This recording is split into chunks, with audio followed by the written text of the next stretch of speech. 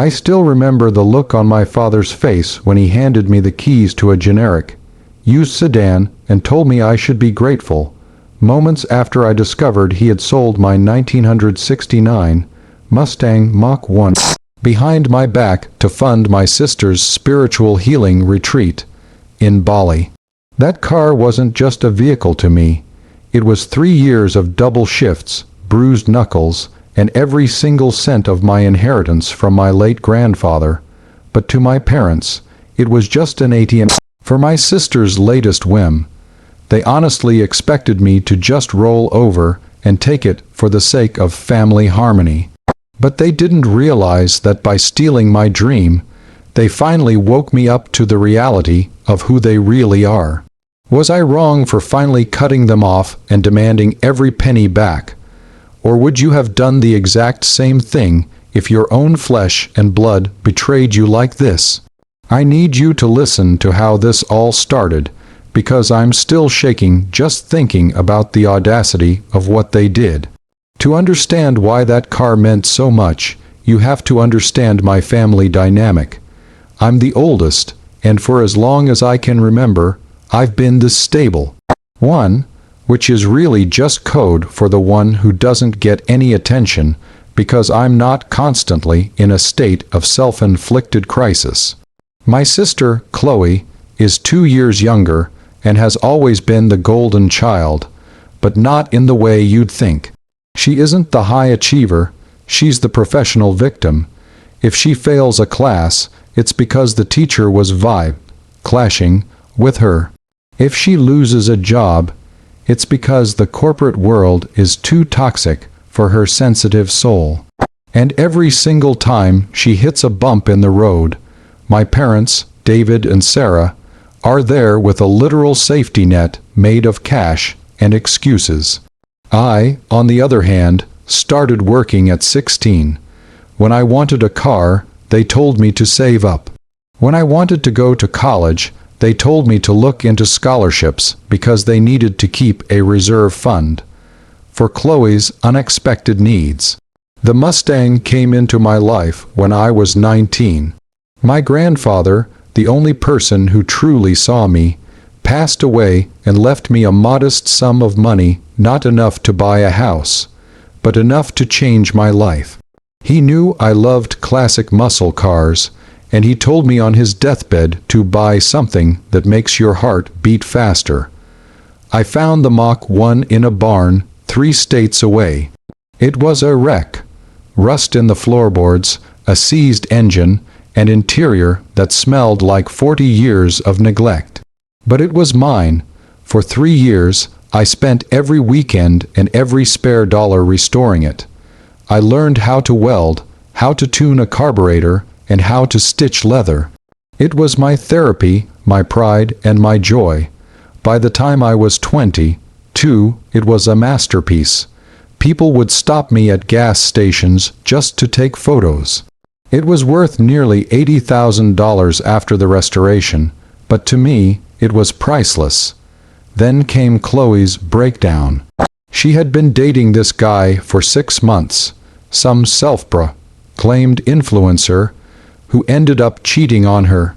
Instead of just crying it out like a normal person, Chloe decided she had trauma-induced soul fragmentation.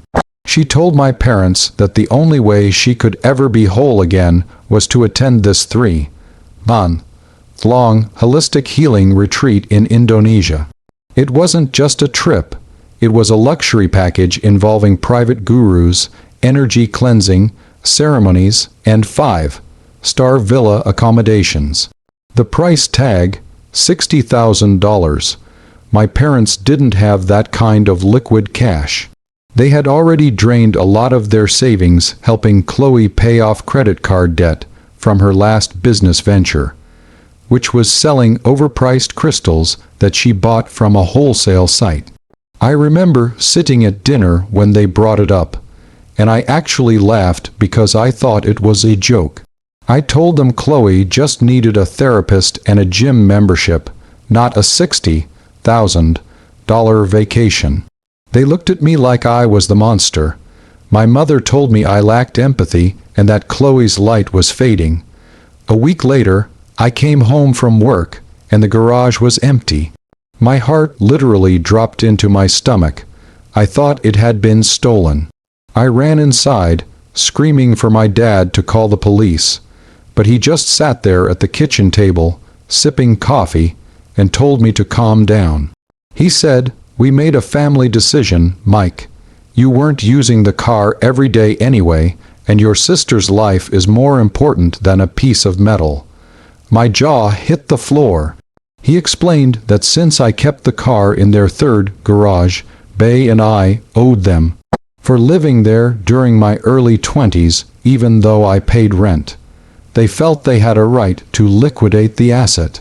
They had contacted a collector I'd spoken to months ago and sold it for $75,000.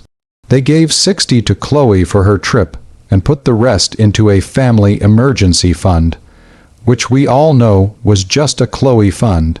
They then had the nerve to point to a beat-up 2012 sedan in the driveway and say, "We bought you that so you can still get to work. We're even now." I felt like the world was spinning. It wasn't just the money. It was the betrayal of my labor, my grandfather's legacy, and my autonomy. I didn't yell. I didn't scream.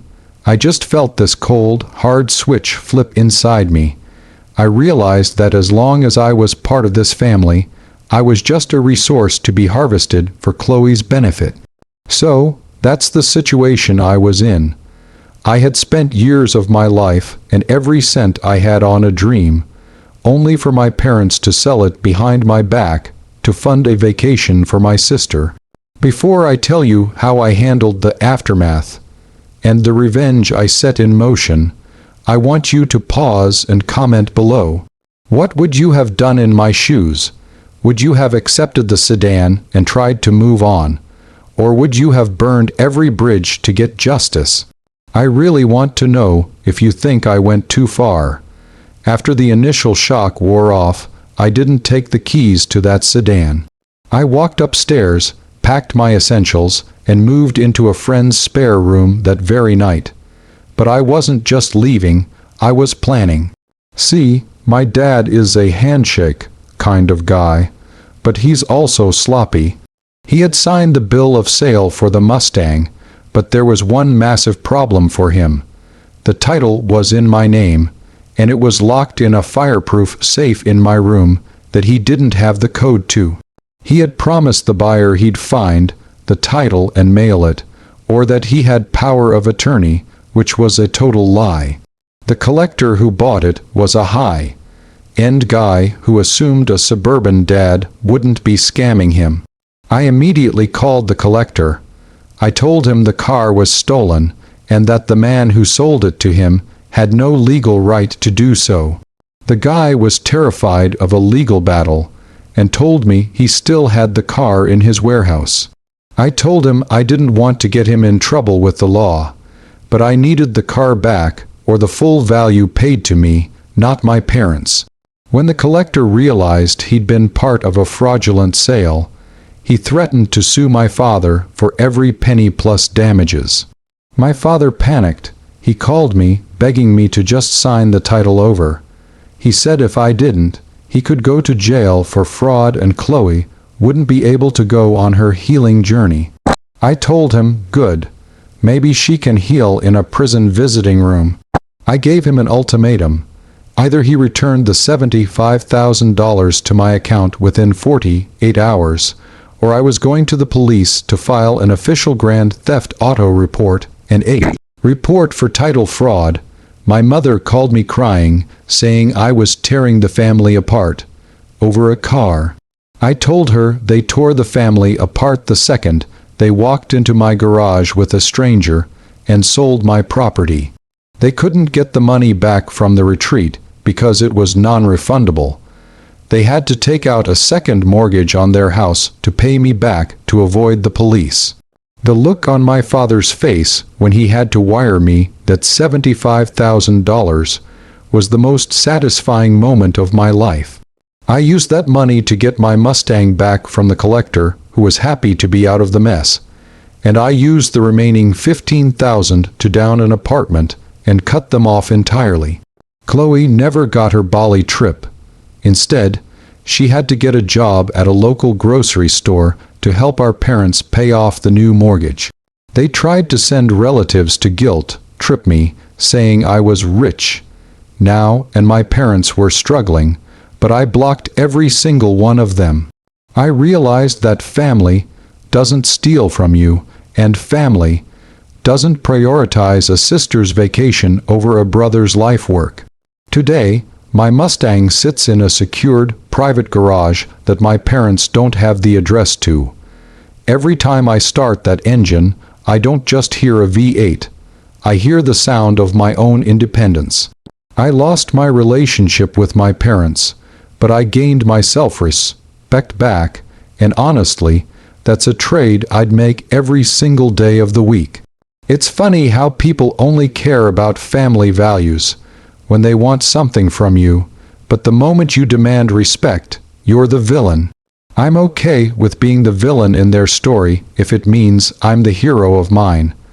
This whole experience taught me that blood might be thicker than water, but it's also a lot easier to drown in. If you ever find yourself being sacrificed for the sake of a golden child, remember that you have the right to stand up for yourself, even if it means walking away from everything you thought you knew. Like this video if you were on my side and think I did the right thing by forcing them to pay me back. Subscribe for more stories like this where the underdog finally wins, and please, share your final thoughts on this whole mess in the comments section. I'll be reading them to see if anyone else has dealt with parents like mine.